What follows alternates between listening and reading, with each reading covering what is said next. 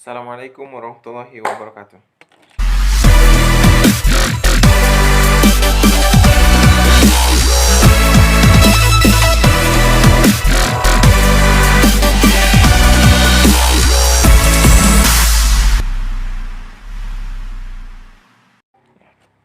Perkenalkan, nama saya Muhammad Azhari Mutumukago.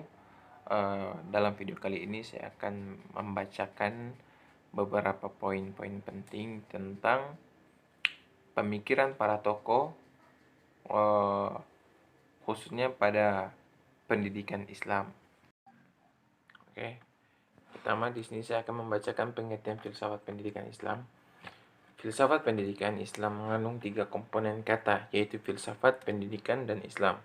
Untuk memahami pengertian filsafat pendidikan Islam ini akan lebih baik jika dimulai dari memahami makna masing-masing komponen kata untuk melanjutkan secara menyeluruh dari keterpaduan ketiga kata tadi dengan kerangka pemikiran. Nah, secara etimologis, filsafat berasal dari bahasa Yunani, yaitu kata pilien, mencintai atau pilia, cinta atau pilos, sahabat, kekasih, dan sophia, yang berarti kebijaksanaan ataupun kearifan. Nah, kata pendidikan ini berasal dari bahasa Yunani, yaitu pedagogi. Kata pedagogi ini berasal dari kata paid, yang artinya anak, dan agogos, yang artinya membimbing. Itulah sebabnya istilah pedagogi dapat diartikan sebagai ilmu dan seni mengajarkan anak. Nah, pada bahasa Romawi, pendidikan berasal dari kata educare, yaitu mengeluarkan dan menuntun, tindakan merealisasikan potensi anak yang dibawa waktu lahir di dunia. Dalam bahasa Indonesia juga, kata pendidikan berasal daripada kata didik atau mendidik. Nah, yang berarti memelihara dan memberi latihan, ajaran, pimpinan, mengenai akhlak dan kecerdasan pemikiran yang lainnya. Selanjutnya, dalam bahasa Arab ada pula istilah pendidikan sering diterjemahkan dengan kata tarbiyah, yang berarti pendidikan. Islam secara etimologi berasal dari bahasa Arab, itu aslama, yuslimu, islaman, yang secara kebahasaan berarti menyelamatkan. Nah, demikianlah filsafat pendidikan Islam adalah filsafat pendidikan yang prinsip-prinsipnya dan dasarnya yang digunakan untuk merumuskan berbagai konsep dan teori pendidikan Islam didasarkan pada prinsip-prinsip ajaran Islam itu sendiri.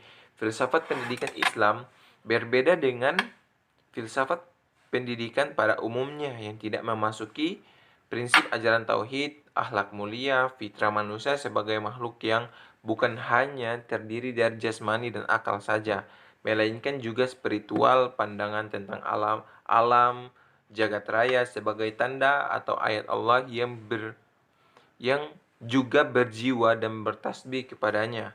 Pandangan tentang akhlak yang bukan hanya didasarkan pada rasio ini dan tradisi yang berlaku di masyarakat, melainkan juga nilai-nilai yang mutlak benar dari Allah, serta berbagai pandangan ajaran Islam yang lainnya juga.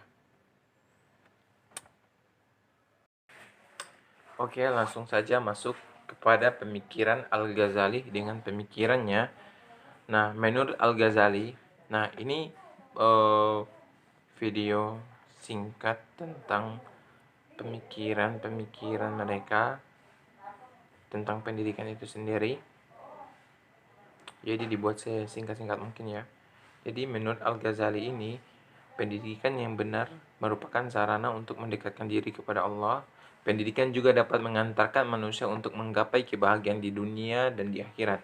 Al-Ghazali berpendapat bahwa dunia pendidikan harus menempatkan ilmu pengetahuan pada posisi yang sangat terhormat.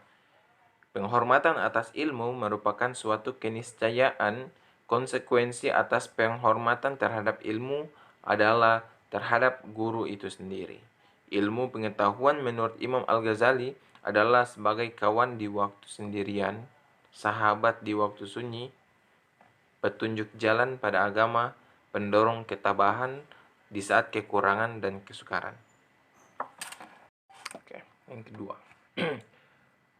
Pemikiran Murtada Mutahari. Nah, Menurutnya, bahwa pendidikan terkait erat dengan fitrah. Hal itu pun akan terlihat sama dengan pandangan Al-Ghazali yang menurutnya pondasi pendidikan manusia adalah pada nilai-nilai ilahiyah, yang disebut oleh Al-Ghazali sebagai khulq, sebagai persamaan istilah dari fitrah.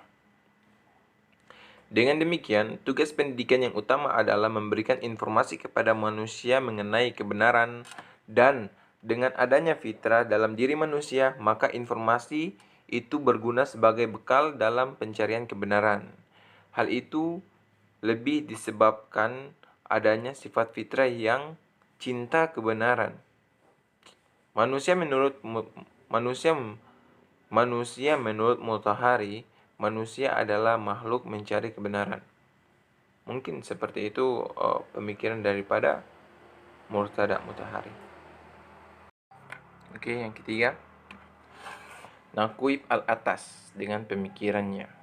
Adapun tujuan daripada pendidikan Islam, perspektif Naqib al-Atas adalah mengembalikan manusia kepada fitrahnya, bukan mengembangkan intelektual atas dasar manusia sebagai warga atau suatu negara yang kemudian identitas kemanusiaannya diukur sesuai dengan perannya dalam kehidupan bernegara, terlebih suatu negara yang dianggap sekuler. Kecenderungan al-Atas terhadap hal tersebut dapat dilihat ketika ia merumuskan tujuan ilmu yang hampir mirip dengan rumusan tujuan akhir pendidikan Al-Ghazali. Berpijak pada konsep tersebut, kemudian al-Atas mendeskripsikan tujuan akhir pendidikan dalam Islam, yakni untuk menghasilkan manusia yang baik. Kata baik dalam kontonasi yang diajukan al-Atas adalah tepat sebagai manusia yang beradab. Konsep pendidikan Islam pada dasarnya berusaha mewujudkan manusia yang lebih baik atau manusia universal yang sesuai dengan fungsi utama diciptakannya, di mana ia membawa dua misi sekaligus, yakni sebagai hamba Allah dan sebagai khalifah di muka bumi ini. Oleh karena itu, sistem pendidikan Islam seharusnya dapat merefleksikan ilmu pengetahuan dalam perilaku Nabi Muhammad SAW, serta berkewajiban mewujudkan umat Islam yang mampu menampilkan kualitas keteladanan yang terdapat dalam diri Nabi semaksimal mungkin, sesuai dengan potensi dan kecakapan masing-masing. Ya, yang keempat, Ibnu Khaldun. Begitu sentralnya posisi manusia sebagai makhluk Allah Subhanahu wa taala, maka hampir seluruh ilmu pengetahuan menjadikannya sebagai objek studinya.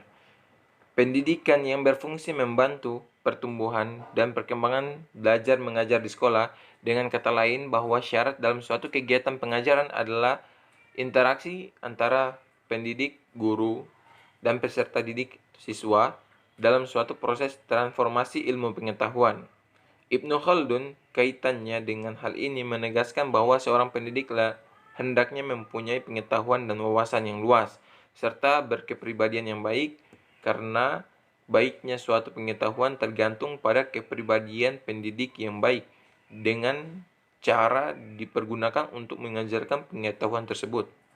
Nah, itulah pemikiran Ibnu Khaldun dengan pemikirannya tentang pendidikan.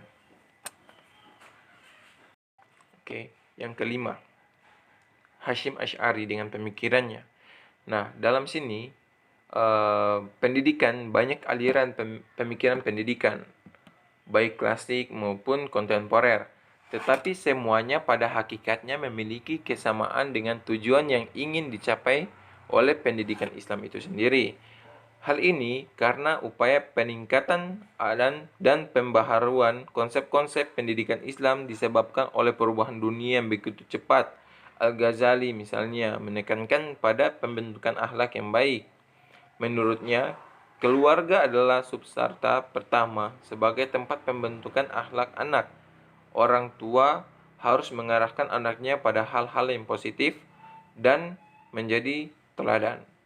Nah, di sini Hasyim Asy'ari mengatakan bahwa pendidikan adalah suatu proses kegiatan yang dilaksanakan secara terstruktur dan tersistematis untuk menumbuhkan perubahan pada mental dan perilaku manusia. Oke, yang terakhir, pemikiran Ahmad Dahlan.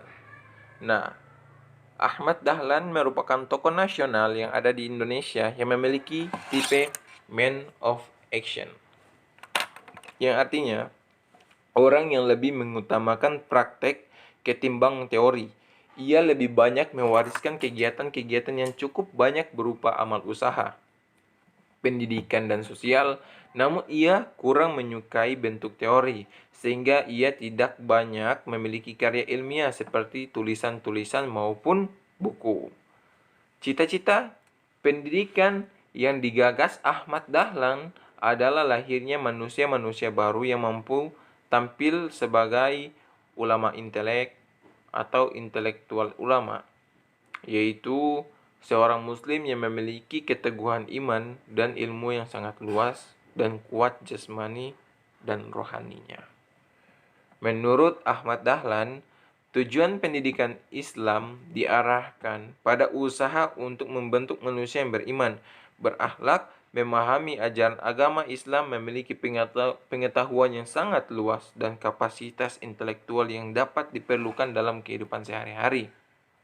Nah, menurut dan sebagai salah satu contoh kutipan dari kata-kata Ahmad Dahlan, yaitu janganlah kamu berteriak-teriak sanggup membela agama meskipun kamu menyumbangkan jiwamu sekalipun. Jiwamu tak usah kamu tawarkan. Kalau Allah menghendaki, entah dengan jalan sakit atau tidak, tentu akan mati sendiri. Tapi beranikah kamu menawarkan harta bendamu untuk kepentingan agama? Suatu kalimat tanya. Itulah yang lebih diperlukan pada waktu sekarang ini, ujar Ahmad Dahlan, kiai dari ulama dari Indonesia. Alhamdulillah, itulah pemikiran-pemikiran daripada tokoh-tokoh yang pernah mengemukakan pemikiran-pemikiran mereka tentang pendidikan Islam. Lebih kurangnya saya mohon maaf jika ada salah kata atau salah tingkah. Assalamualaikum warahmatullahi wabarakatuh.